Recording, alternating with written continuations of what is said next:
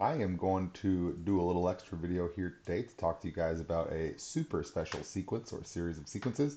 Um, that is an incredibly deeply studied sequence that's very simple to understand and very difficult to prove some desired properties of. And so I want to show you today just a little bit of exploration that I've done associated with the sequence and kind of, I don't know, emphasize to you guys that things that look simple might not be so simple. So the big idea here is referred to as the Collatz conjecture, but what I don't want to do is ruin what the Collatz conjecture is actually claiming to you guys right off the bat here. I want to see if we can kind of reason our way through it ourselves. So this Collatz function is the piecewise function that you're looking at the screen right here. It just says it's going to take in an integer n, and if that integer is odd, we're going to multiply by 3 and add 1, and if it's even, we're going to divide by 2. It's a very, very simple piecewise function that's defined based on even and odd of an integer input. A Collatz sequence for an initial seed value is the infinite sequence created by repeatedly applying this function to the most recent value in the sequence. So that says to us we're going to pick an initial integer to plug in to as n right here, and we're just going to repeatedly we're going to get an output, throw it back in, get an output, throw it back in, get an output, throw it back in. The sequence that's generated by doing this an infinite number of times is referred to as a Collatz sequence. There's an infinite number of Collatz sequences that all are based off of their different initial first input value, right? We can start with 1, we can start with 2, we can start with 3. We're going to do a lot of that here. For example, a Collatz sequence starting with a seed of 25 says our first value is 25. Since 25 is odd, we're going to multiply by 3 and add 1 to get to 76. Since 76 is even, we're going to divide it by 2 to get to 38. Even, divide by 2. It's odd, so multiply by 3 and add 1. That's even, so divide by 2. That's odd, so multiply by 3 and add 1, right? And what we can see is that we're kind of just generating a list of terms right here. It doesn't seem like anything special is happening. So this is a Collatz sequence. Again, remember that there's an infinite number of Collatz sequences, one for each different integer that we start with. This is the Collatz sequence with a seed of 25. What we want to ask ourselves is there anything special about this function right here and the sequences that it generates? So let's inspect a few more sequences. To do this, we're going to need to use a lot of programming here because what I really don't want to do is a bunch of that stuff by hand, a whole bunch right there. So I'm going to kind of walk through a bunch of code with you guys here. The good news is that most of our code is really just based on this idea of computing this piecewise function.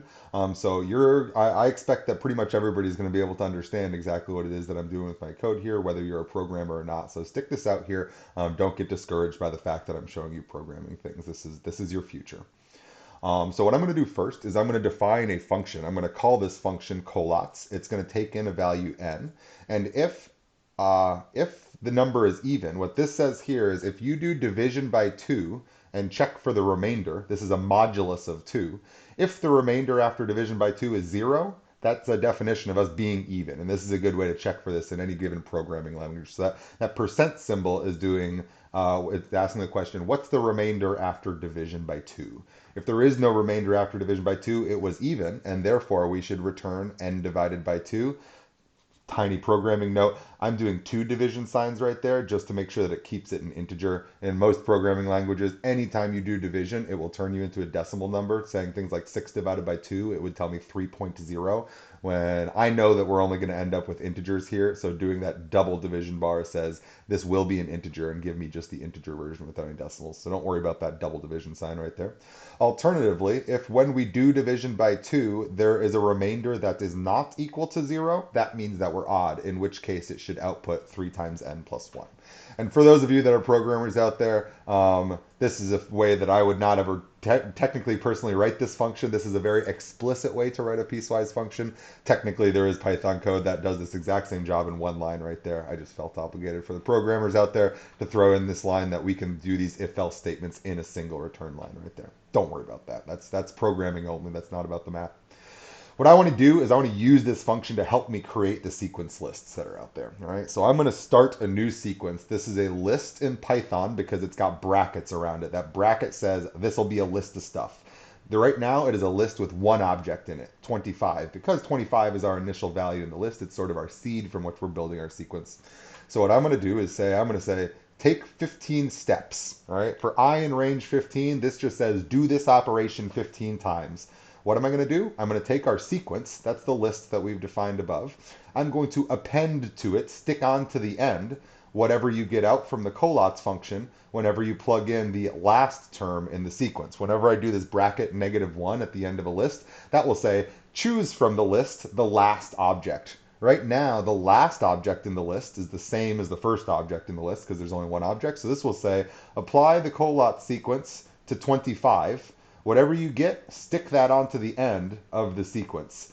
Do that process 15 times. So it'll get our new number, which we've already determined to be 76. It'll stick that onto the end. And therefore, when it goes to pass through this for loop a second time, it's no longer looking at 25 being the last object in the list. It's looking at 76 being the last object in the list. It will then find the Collatz value of that last value, stick that onto the end right there. And then I can go ahead, oops, I gotta actually run some cells here. And then we can go ahead and output what that sequence is. That's all that's saying right there is now tell me what sequence we've created. And what we can see is that these numbers do exactly match the ones that we saw written up above. I think, how far did I go up there? I went out to 88 when I did this by hand. And so it looks like our code does agree with our by hand computations. This makes me feel good about the function that I wrote and the way that I'm generating my lists. And I can see here, here I just said, I don't know, give me 15 terms in the sequence. And so I'm asking to you now right away, I'm going to say to you, do you see anything special happening with this sequence? And I would argue that so far the answer is no.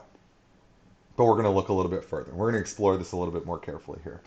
The point is, so far what we've looked at is we've just looked at this initial seed of 25, which I totally arbitrarily selected, right? What I think is more a broader view of this is let's go ahead and take a look at the sequences that are generated with lots of different seeds that are out there.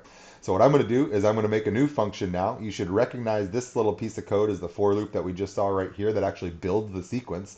But the difference is I'm going to now write a function that takes in what the seed is going to be. So it's going to make a list that I'm going to call sequence. It's going to start only with the seed value in there. So the seed might be 1 or 2 or 3 or 4 or 5 or 6 or 25 or whatever it's going to be. This is going to say build the sequence. How many terms should be in the sequence? Well, we're gonna have that be a modifiable value right there as well. I'm gonna call it count so you can see that we're gonna do this count number of times. But this little line of code says assume that count is 15 unless a different value is given. So this is sort of like an optional input into the function that I could give right there. And then at the end, it's gonna spit out for me what was the sequence that it generated. So let's go ahead and define that function by running the cell. And then what I want to do here is I'm saying to myself, I don't know, let's look at a whole bunch of these sequences. Let's look at let's get the first 15 terms, because I arbitrarily decided 15 terms right there. Let's get the first 15 terms for all of these different seeds out there.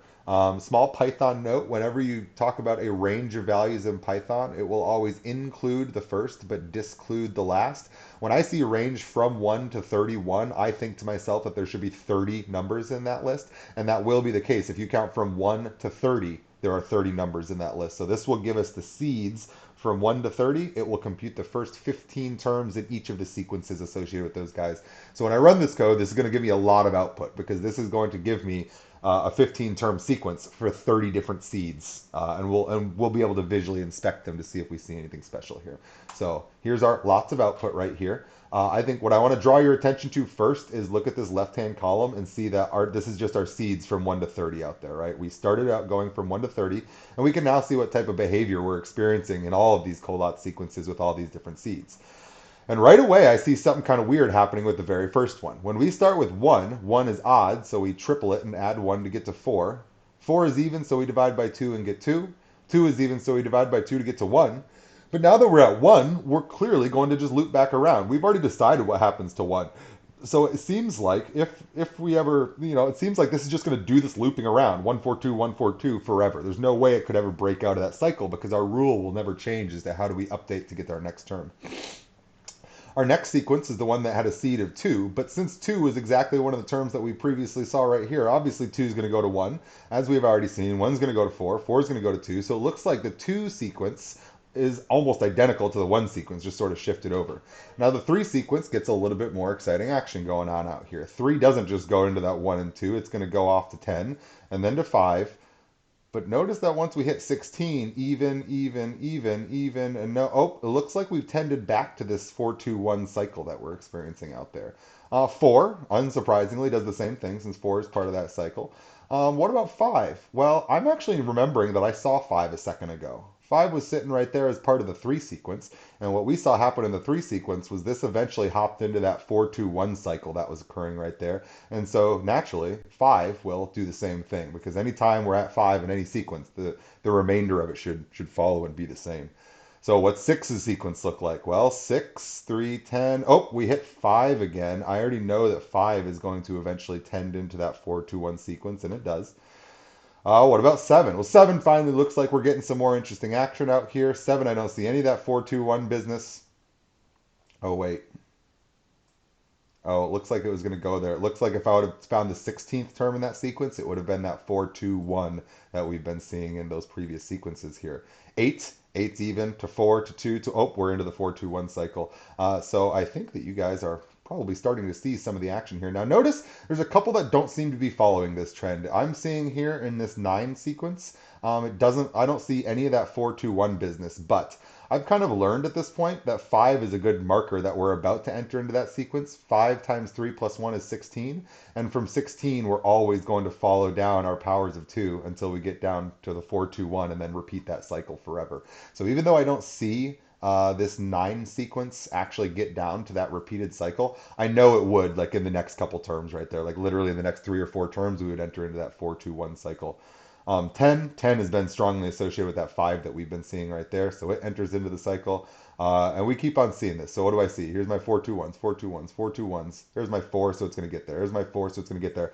Ooh, this one's actually interesting. Notice that the Collatz sequences for 14 and for 15 both end up hitting the exact same tail of a sequence where this will eventually go off and be identical, even at the same terms, right? This is still like the 10th term on and the 10th term on are both right when they get to 40 and then fall into the exact same paths as each other. But notice that these got to 40 from 2 different ways. 13 is odd, and when you triple and add 1, you get 40. 80 is even, and when you divide by 2, you get 40. So I like these two sequences next to each other because they both fall into identical locations, even at the same terms in the sequence right here, right? 4 is the 15th term in each sequence. 8 was the 14th term in each sequence. But they got there from different routes. One came from above and one came from below. So that one's interesting. Now 16, hopefully we can expect what's going to happen with 16. Remember that one of our Collatz update rules is if you're even, divide by 2. 16 is just 2 to the 4th. It's only got powers of 2 and it's only got multiples of 2 in it, so it should go directly into our 4-2-1 cycle that we're seeing. 17 hits the 4-2-1 cycle. 18, I don't see it. Also notice 18 and 19 have that same action as 14 and 15 did. They both get to, let's see, where do they get the distinction? They both get to 22 as the 6th term in their sequence, but again, they got to it from the 2 different ways you can get there. One from above and one from below. You triple 7 and add 1, you get 22. You divide 44 by 2 and you get 22. These sequences are identical for their tails, and because I see this 5, I know that that means that we're going to hit our 4-2-1 sequence eventually, right? There's that 5, 16, 8, 4-2-1. And then we just loop around the 4-2-1s forever. So continuing this the rest of the way, 20 and 21 hit the 4-2-1s. 22, 23 hit the 4-2-1s. 24 hits the 4-2-1s. 25 doesn't seem to do it, but I'm kind of recognizing these numbers. I've seen the 40 before. It looks like 40, 20, 10, 5, 16, 8, 4, 2, 1. It does seem like once we've hit this 40, 25 is going to take a little bit longer to get there than the others, but I see some numbers I recognize here. I'm confident 25 is heading into that 4-2-1 cycle. 26, 4-2-1. Now, 27 looks different than the rest. Holy cow, look at this. We're getting numbers as big as 484 here for 27. It is not obvious to me that 27 is going to go ahead and follow the pattern. So I'm either asking myself, does it just take 27 longer? Or is there something special about 27 that's going to disclude it from this pattern that we're seeing of eventually falling into this 4-2-1 trap? Finally here, I see that these 3 sequences, actually, hey, look at this one. This one's really weird. 28, 29, and 30 as initial seeds all will lead us to getting down to this same cycle for our, like 10 terms out. They all end up coming together to match right here, even though they all approach from 2 different directions. Here we see the 28, 29 have the 7 and 44 going to 22, coming at 22 from different directions. And then alternatively, we see the 13 and 80 coming at 40 from 2 different directions over here. I think it's really interesting when you see these cycles that end up matching not in their, or excuse me, these sequences matching not just in the 4-2-1 cycle that they reached. So it looks like most sequences eventually fall into this loop of 421, 421, and they'll just stay there forever. There's no way for it to break out of that 421 loop. But a 1 doesn't seem to have made it. It seems like this seed that we started out with 27 doesn't seem to have gotten into that 421 cycle. And in fact, it seems like our values are kind of blowing up right there. 484. Holy cow, that got really big kind of quick right there, right? So let's go ahead and explore this one a little bit further right here. So this is going to say, let's get the first terms of the sequence that starts at 27. And the way that I built my function is it can optionally take in a second parameter as to how many terms do you want to see. Up here, it was by default 15 terms that we wanted to see. So now maybe I'm going to say, let's look a little bit further. Let's look at the first 50 terms of the sequence that starts at 27. And what I'm seeing here is we start at 27. These are the same first 15 that we saw, right? I highlighted that 484 for you guys a bit ago, but it doesn't seem to be settling down here. In fact, our numbers are just blowing up a little bit. We're getting out to 1100, 1300, and I still don't see anything that's looking recognizable to me. Do we need to look further? Well, these numbers just blew up even more. I'm almost as big as 5,000 now. These things are getting huge out there when we started at that really small seed of 27. And this still hasn't settled down. I guess these numbers have gotten smaller, but still none that I recognize as tending us towards that 421 cycle that we've been seeing. So now maybe I search even further. Maybe I look 150 terms out. And if I look 150 terms out, right, we've seen all these ones before. There's our 1300s. There, we're going to get our 3000 right there, our 4800, blowing these terms up right here. Holy cow, we're getting numbers as big as 6,000 from this sequence that started only at 27 following this Collatz process. And we keep on checking, and then, never mind. We made it into the 421 cycle right here. We hit that 80, 40, 20, 10, 5, 16, 8, 4, 2, 1 that we've seen a whole bunch of other cycles kind of take that path into the infinite loop of the 421s out here. And so it looks like even 27, even though it took a way longer than everything else did, it too eventually reached this 421 cycle. So the seed 27 took a long time to get there, but it eventually got down to a value of 1. So I feel like the thing that we're seeing here is that all positive integer seeds, and again, I should say this as I just shouted at you guys in the previous video that I just made, there's no proof that anything is happening here, but I see a lot of evidence that there's a very, very consistent pattern here. A very consistent pattern that I feel like I see here is that it seems like all positive integer seeds look like they will eventually get down to the number 1 under repeated iterations of the Collatz map. Once we hit the number 1, there's no excitement left. Once we hit 1, we're just going to go 421, 421, 421 forever out there, right? So that infinite tail out there, not super interesting to me. What's interesting to me is to ask, will every sequence eventually get down to the number 1? It seems like that. We just checked the first 30, and every single one of them eventually reached the number 1, and in like not too terribly long of a time. It took 27 a long time to get there, but the rest of them we could like literally see by visual inspection with just like the first 15 to 20 terms right there. So this is the Collatz conjecture. The Collatz conjecture states that all positive integers will eventually go to 1 under repeated iterations of the Collatz map. If you produce the infinite Collatz sequence based on any initial positive integer, that eventually the number 1 will be the element of the sequence. Afterward, there's sort of just a non-exciting tail afterwards of just repeating 421. So the Collatz conjecture has been stated for kind of a long time. This is not like a super new thing that people have discovered. But as you might imagine, the advent of computers has made it a lot more accessible for people to actually explore this. Right, doing this by hand is obviously not what you want to be doing here. So what people have done at this point is they're like so sure that this is true, right? People are convinced that this is true. We've only looked at 30 seeds out there. People have gotten into supercomputers and run this thing. All positive integers up through something. I feel like I read something like 26-digit numbers up through every integer up through 26-digit numbers has been checked and has been shown to go to 1 eventually. So this is one of these weird cases where we have like, in my mind, like 26-digit numbers, that's basically infinity in my mind, which while that's mathematically criminal to think that, that's an absolutely freaking gigantic number out there, right? That is an overwhelming amount of evidence that this should be true for all positive integers, but under no circumstance is evidence the same thing as proof.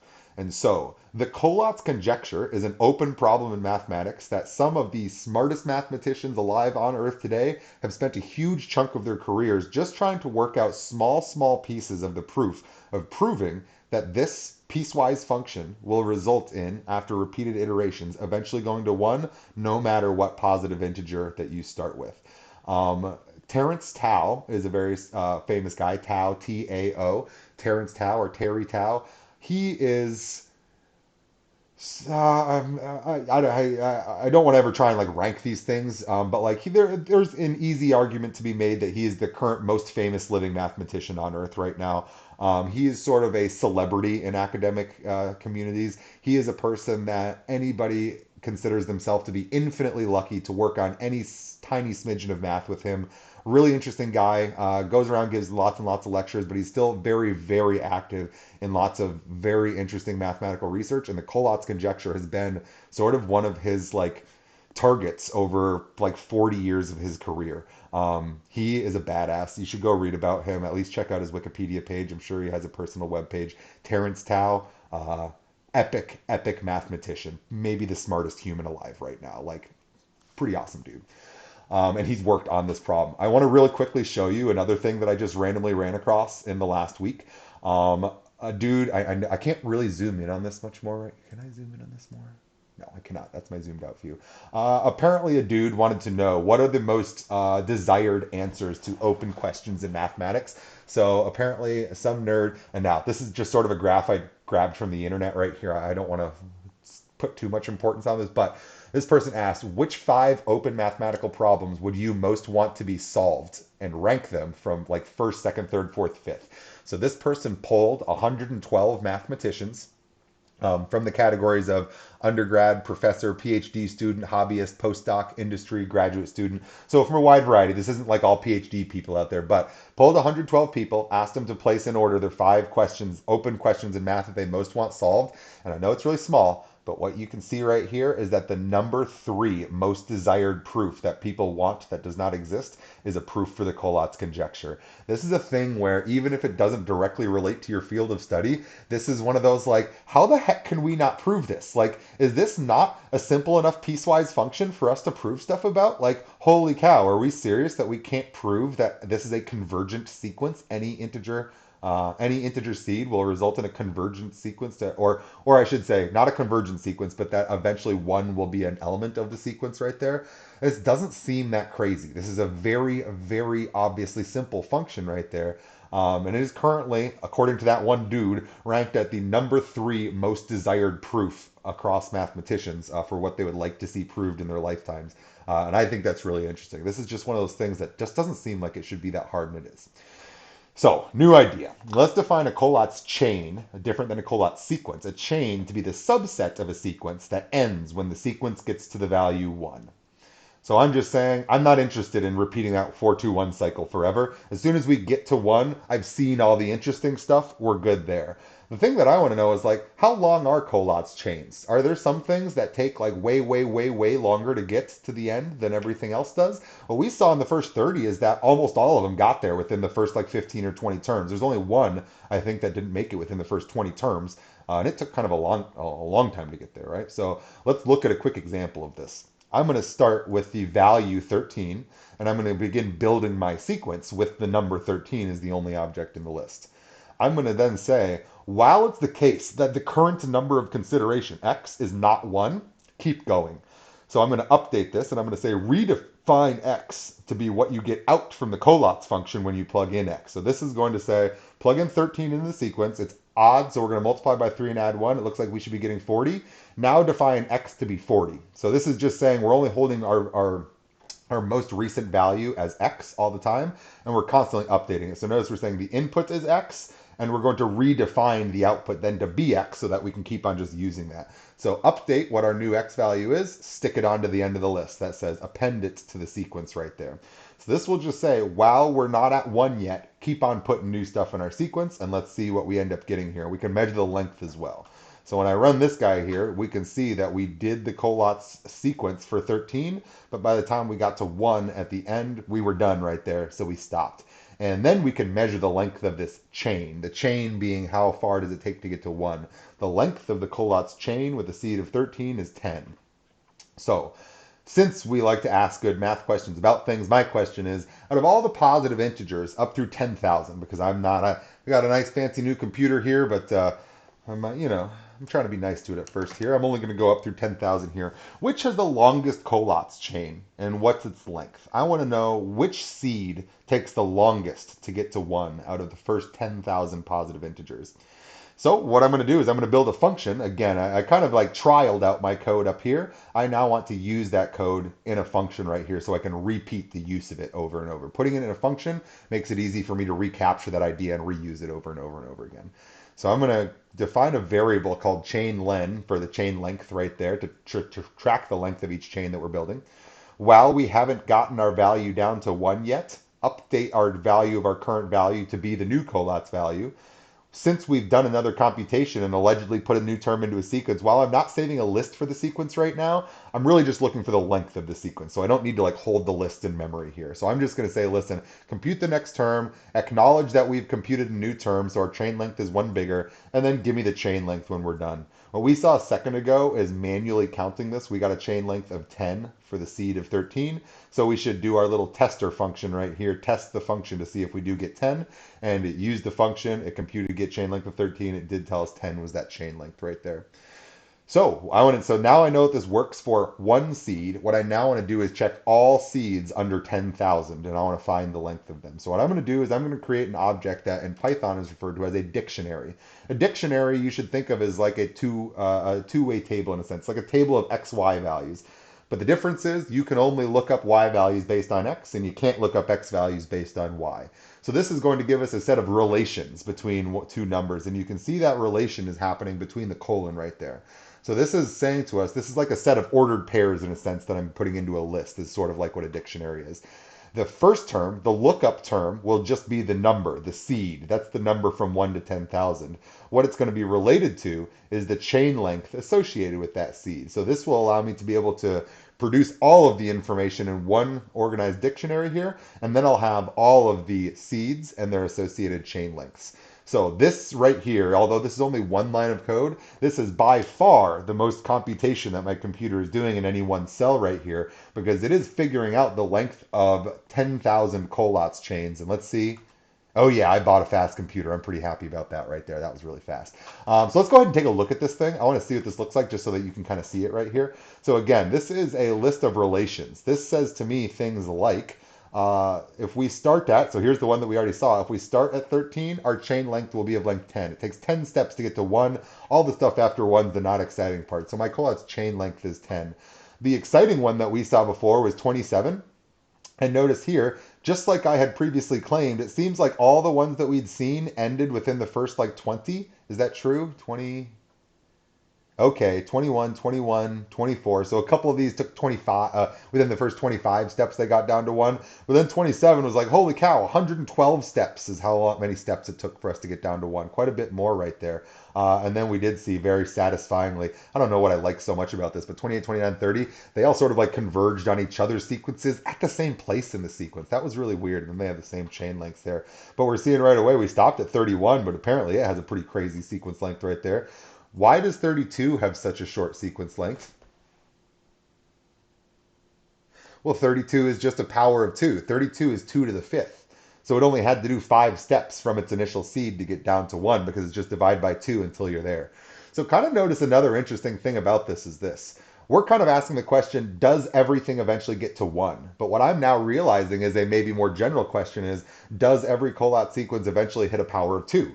Because if you hit a power of 2, you're just going to take a zip straight on down to 1 right there, just dividing by 2 until you've gotten there, right? So maybe it's the case that the Collatz conjecture should be maybe more broadly restated as, is it the case that 2 to the n, or I shouldn't say 2 to the m, that a number of the form 2 to the k will eventually exist in every single Collatz sequence out there? That seems like a more broad statement now that I think that I maybe sort of like believe a little bit more in a sense, right? Because there's an infinite number of numbers that are of the form 2 to the k, And we just have to hit one of them, and we're guaranteed to shoot straight down to 1 because then we'll just do divisions by 2 until we get there, right? So in any event, this is the dictionary that I've produced, and we can see that it does look like as our seeds get bigger, maybe our average chain length is getting a little bit longer, but not devastatingly so. Like, I mean, we're still not looking at too long of chains out here. And if I drag this all the way out, right, we looked at our first 10,000. It's only showing me the first 1,000 results right here.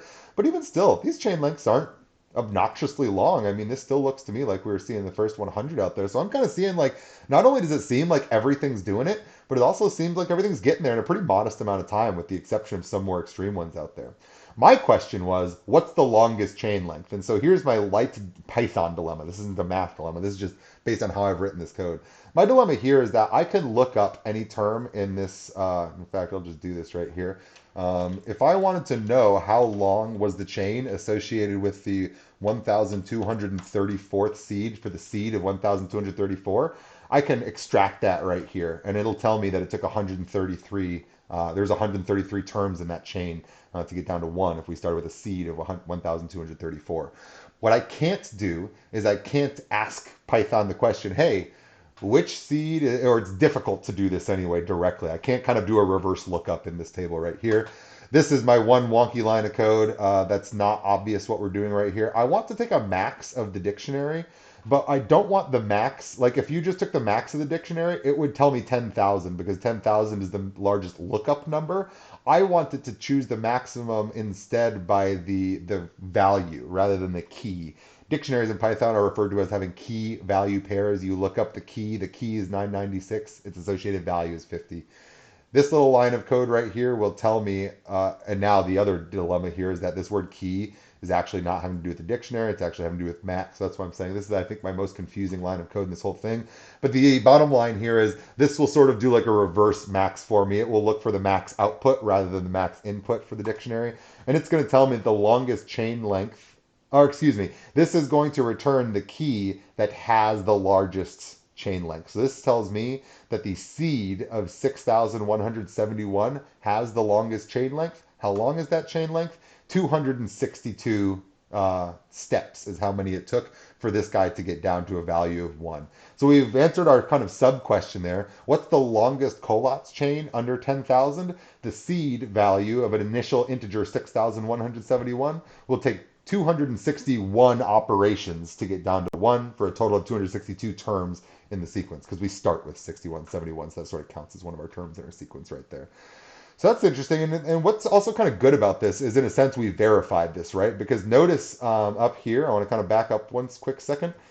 This while loop, if we would have encountered anything in the first 10,000 that actually didn't get to 1 eventually, then this while loop would have ran forever because it would have never found that we got to 1. The fact that my code stopped running means that this while loop eventually had its condition satisfied, that it did see 1. So this is sort of also our like indirect, we've now verified the Collatz conjecture for all integers up through 10,000 is what we've essentially just done for ourselves right there. So we know we have a lot more evidence now, not just up through 30, but up through 10,000. We've verified that this chain does eventually hit 1, and therefore that's cycle 1, 2, 4. Otherwise, we would have got stuck in that infinite while loop, but we could see that what the longest chain was under 10,000, right? So other interesting math questions we can ask about this. Well, so far we've only looked at positive integers. What happens if we were to look at negative integers under the Collatz map here? Is there anything that's sort of is there such thing as a negative Collatz conjecture? Are we going to see anything that's like interesting here? So I'm going to basically do the exact same thing. I'm just going to look at from negative 30 up to negative 1. Remember, it discludes the final value in an interval. So this is really negative 30 to negative 1. I want to see what are the first 20 terms associated with each of those seeds. So this is going to be like that big long list that we produced earlier when we looked at 1 through 30. The only difference is the first term, the first column will have negative 30 through negative 1 as our initial locations. And let's go ahead and see what we're going to see out here. So we get this nice big long list of stuff out here again. And so what am I seeing? Well, our seed of negative 30 right here. And again, notice that you can see negative 30 dropping down to negative 1 there. And I'm seeing some action out here. And it looks like, oh my gosh, 4, 2, 1. But this one's a little bit different here. it now seems to just cycle two, -2, -1, -2, -1. It doesn't seem like that -4 is in there. Notice that -2 is even, so it divides by 2 to get -1. But here, when you multiply by 3 and add 1, instead of multiply by 3 and subtract 1, because that would be in the same direction as we're currently traveling, multiplying by 3 gets us -3, but adding 1 gets us -2, whereas before adding 1 brought us up to 4. We're going in the other direction because we've got negative values here. So it looks like I do see a related type of cycle here. It's just a -2, -1 cycle instead. It looks like 29's got the same thing going on. It looks like -28 doesn't. Let's see. What else do we see here? Well, here's the thing I'm noticing. Go ahead and look at this chunk of numbers here. -5 hits -5 again, hits -5 again. It looks like it's following into some cycle that's exactly like the type of cycles that we've been seeing. This is a new cycle, but it does in fact look like this guy's going to be stuck repeating this loop over and over and over again forever. Once it hits something and then repeats, what else could it possibly ever do? This is a function. It's truly a function. There's always one output for one input. It can't suddenly start doing something different. So what I'm seeing here is it looks like this has an infinite cycle that repeats. This one matched the -29 matched -30. -28 also has an infinite cycle that repeats, but it's different. It's just a different cycle. I'm seeing -27 ends up falling into that same -5 cycle right there. Don't get distracted by that -1. That's actually Python wrapping around a -14 right there. Otherwise, we would have been in that other cycle, same as right there.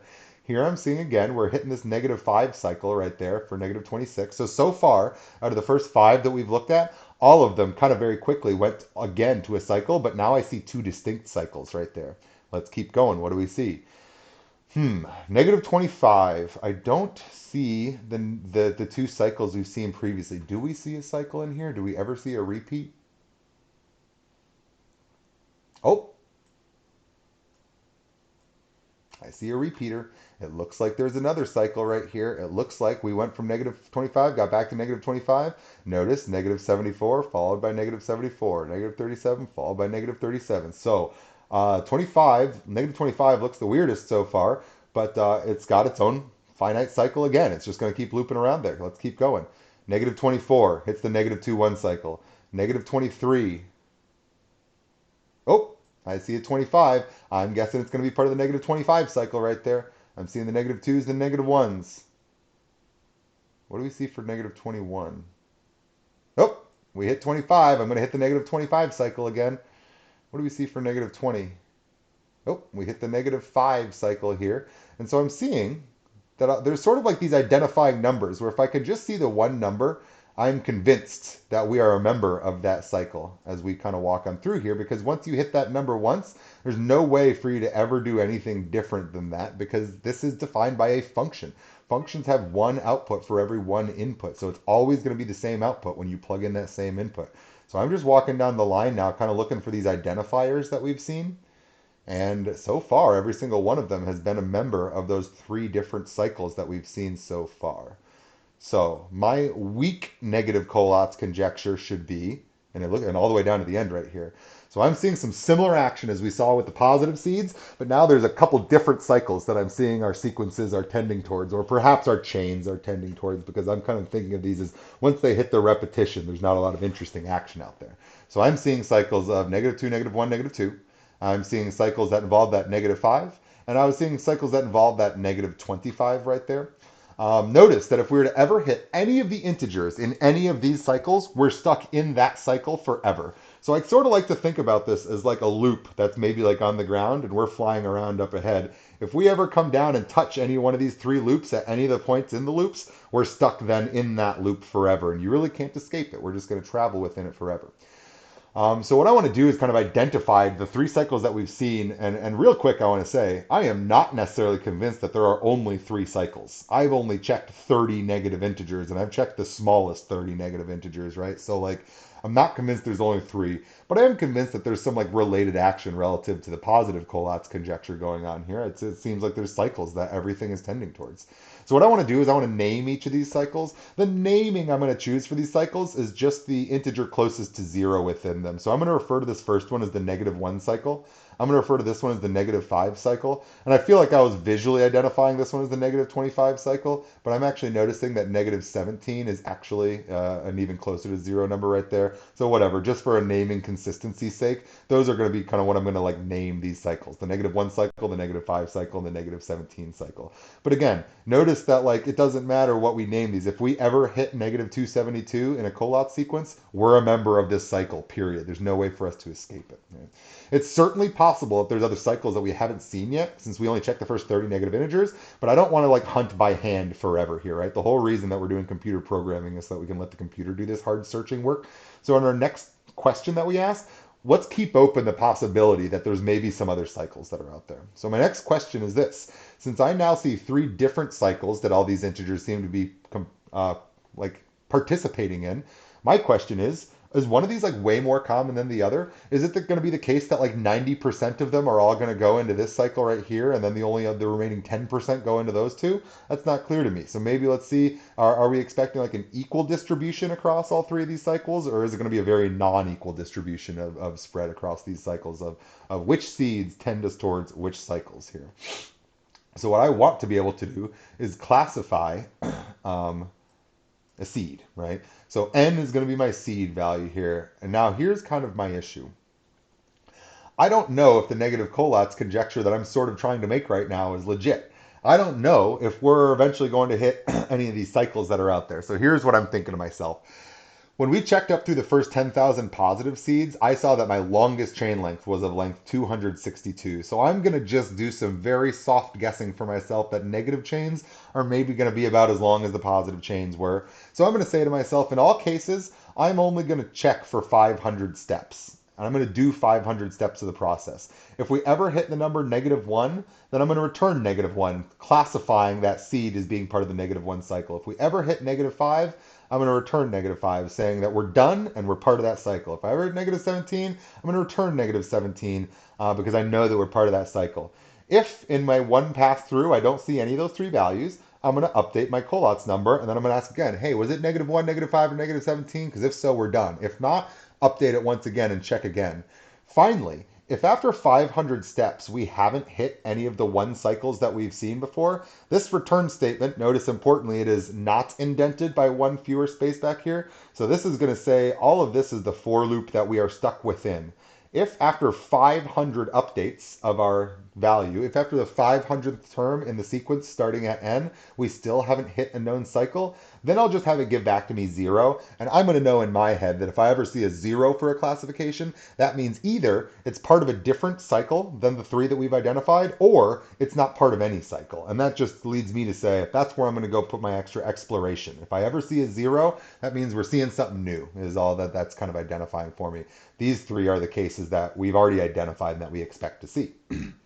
So what I want to do now is check that this function works before we move on. And by the way, I feel like I'm like skipping running some code here, and that's going to make problems for me.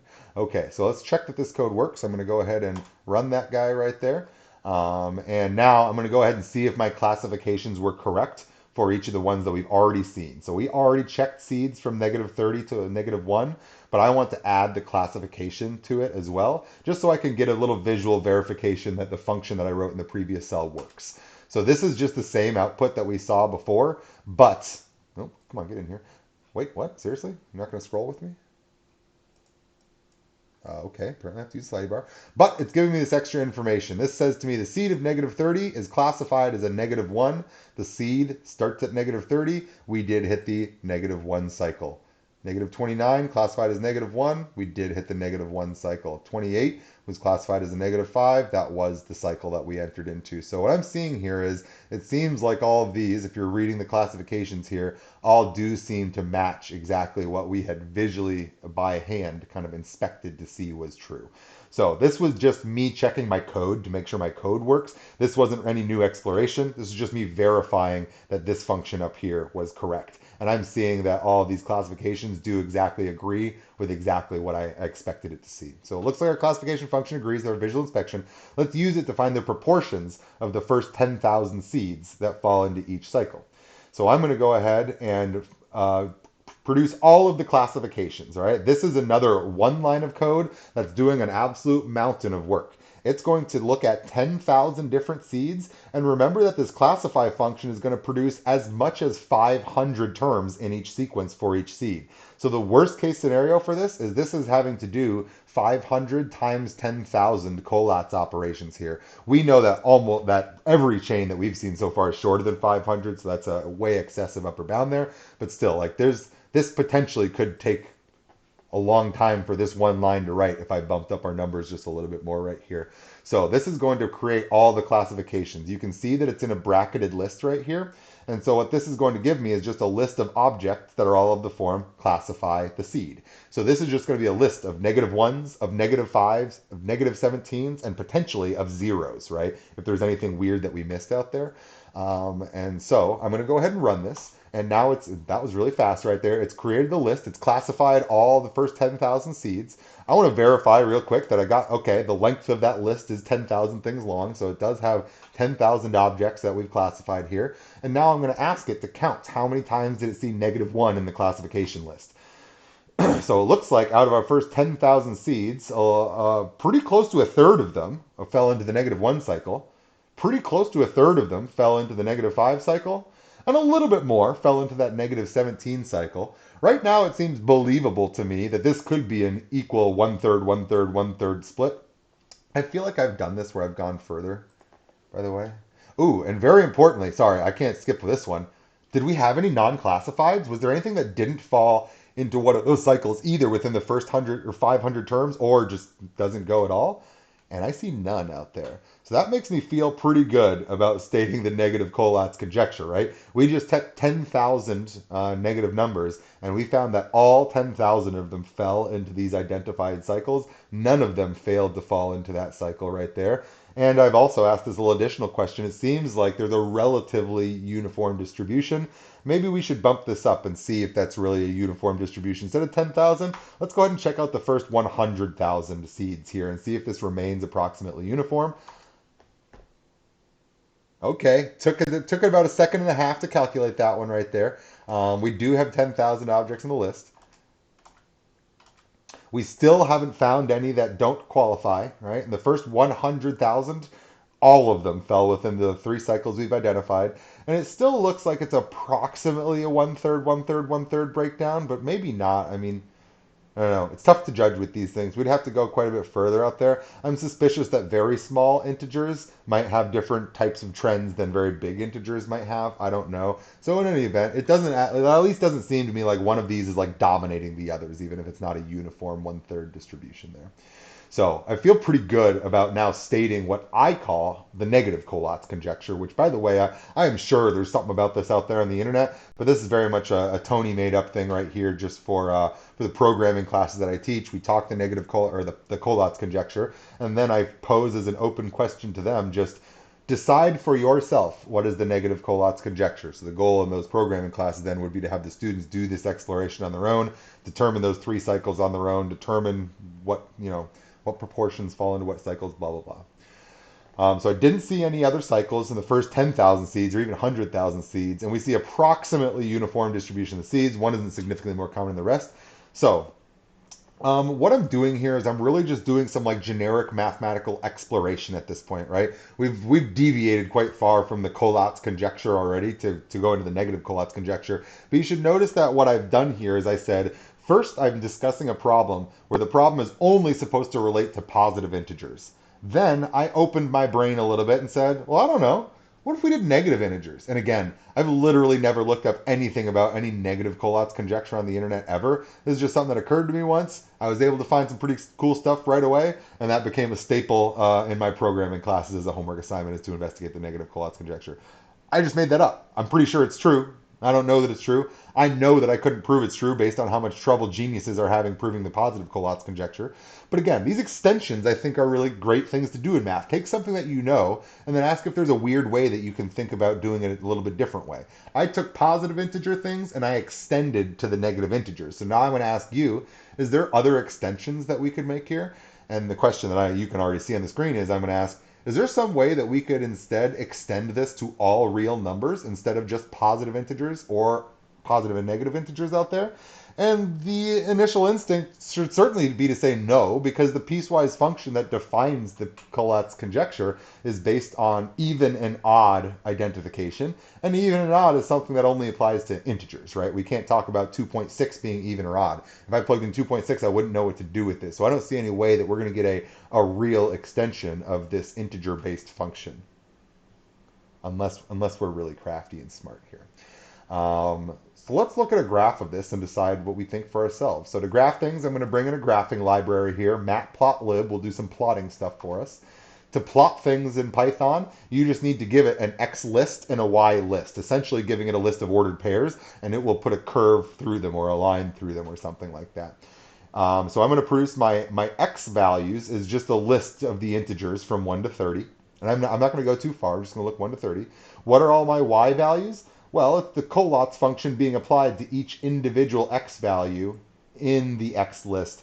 Notice a tiny, tiny thing to notice here, literally tiny, not just figuratively tiny, is that's a lowercase x. I'm naming my lists capital X and capital Y, and I think of the objects in the capital X list as a lowercase x. This says for each little x in the big X list, apply the Collatz function to it one time, and that's your new Y value. And let's go ahead and plot the X values and the Y values. This only other little piece of Python code here is some convenient shorthand that says make the color black and graph it not as a line, but as points instead. That's what K dot means right there.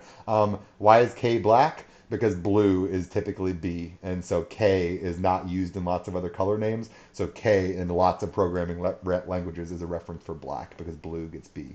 And then I'm going to show it. And this shouldn't be too surprising to you. What I'm seeing here is a graph of the line 3x plus 1 and the line 1/2 x. They just take turns participating in it, right? First we do the odd one, that's 1. 2 gets smaller, 3 gets bigger, 4 gets smaller, 5, 6, 7, 8, 9, 10. They're just taking turns which of the two lines they're participating in. These dots are sort of alternating back and forth as we move left and right. Now I just said a very, very, very important mathematical phrase there. Alternating back and forth. Whenever you think alternating back and forth in a math sense, you should be thinking about trig functions because trig functions oscillate back and forth right here. So I want to build a trig function, and I'm thinking to myself, I guess I could see there being some curve that's just going to weave its way back and forth through these points right here. If we did, it should have some midline that's halfway between, right? Since I'm participating in one line half the time and another line half the time, moving my arms in weird places here, our midline should be the line that's the average of the two. So I'm going to add the two functions that we have. There's our x over 2 function, our 3x plus 1 function. I'm going to add them together and divide by 2. So our midline is literally just our average. Run that.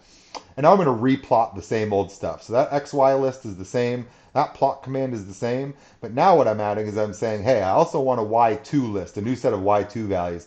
I'm still using my same inputs as 1 through 30 for the x values. But now instead, I'm going to get my y values from the midline function instead of from the Collatz function here. And then I'm not only going to plot the Collatz dots there as black dots, I am also going to plot the midline as a blue dashed line. And we can plot that guy.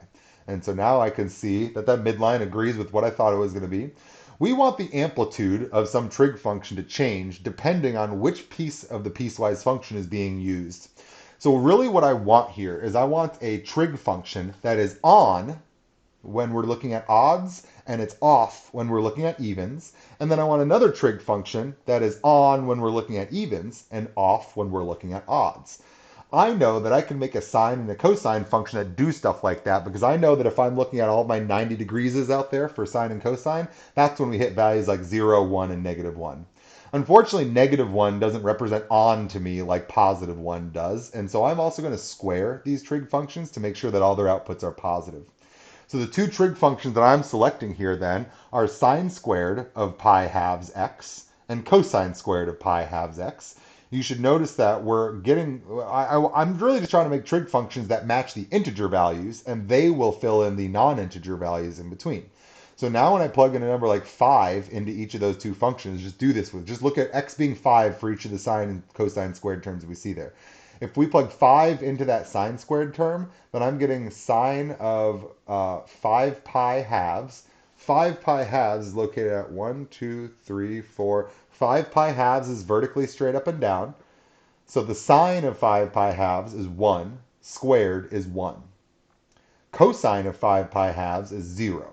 And so we'll get then, we want to associate, so 5 is odd. So I'm going to want to associate the amplitude of my trig function with the piece of the Collatz function that goes with the odd numbers. That's the 3x plus 1 part. That will be my amplitude on sine squared. My amplitude term on the cosine squared will be the x over 2 function, because we want to be getting 1 out from the cosine function when we look at evens to use that piece of the function, and we want to be getting out nothing from the odd part of our function when we're at the evens that are out there. And again, and I think maybe another good example, by the way, is think about like 3 right here. 3 pi halves points straight down, so sine is -1. I don't want -1 copies of 3x plus 1. I want +1, and that's why we're squaring things so that our amplitude is truly the 3x plus 1 at that location. So what I'm going to do, since these are sort of like on-off functions now, they're just taking turns being on and off at evens and odds, I can go ahead and stick the amplitudes, the piecewise functions, in front of their appropriate pieces and add them together. So here is what I'm going to claim to you now is a continuous function that agrees completely with the integer values associated with the Collatz function right here. The sine squared term is going to be handling all of the odd numbers. When we plug in an odd integer into this, we get 1 for sine squared, and so we get 0 for cosine squared. So this whole chunk goes away for cosine squared, and we're just going to get the odd number being plugged into 3x plus 1. That is the Collatz function. When we plug in an even number, this entire first term will be 0 because of the sine being 0. We'll get cosine squared to be 1, and when we plug in an even number, then all that's left is to do the even number divided by 2.